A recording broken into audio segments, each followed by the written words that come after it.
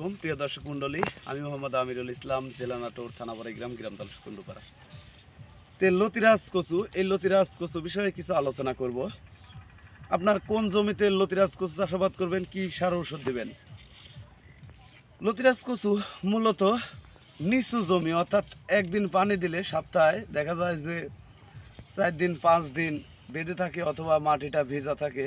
আর আঠালো মাটিতে লতিরাজ কচু চাষাবাদ করবেন, তাহলে ভালো একটা বেনিফিট পাবেন। দেখা যায় যে এটা কাঁচামাল, প্রতি সপ্তাহে 5 মণ 6 মণ 7 মণ করে লতি উৎপাদন করতে পারবেন। দেখেন প্রত্যেকটি গাছে লতি এসে গেছে, সপ্তাহে লতি কাটা হয়েছে, আবার আগামীকাল কাটবো।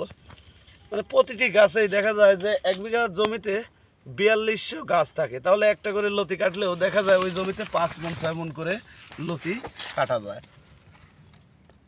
আর এই কচুটা লাগানোর নিয়ম হচ্ছে লাইনে 1 হাত পর পর, আর এক লাইন থেকে আরেক লাইন হচ্ছে 1.5 হাত। এভাবে যদি কচুর চারা রোপণ করেন তাহলে দেখা যাবে ওই জমিতে 4200 পিস, অর্থাৎ 4200 পিস কচুর চারা রোপণ করতে হবে।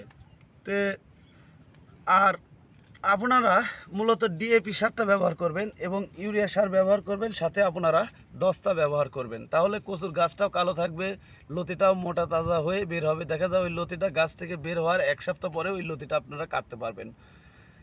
তো প্রিয় দর্শক মণ্ডলী, আমরা এই প্রজেক্ট থেকে লতিরাজ কচুর চারা সেল দিয়ে থাকি। আপনারা যদি লতিরাজ কচুর চারা সংরক্ষণ করতে চান তাহলে করতে পারেন। আমরা বাংলাদেশের প্রতিটি জেলায় এই লতিরাজ কচুর চারা পাঠিয়ে থাকি। ভালো থাকবেন, সুস্থ থাকবেন।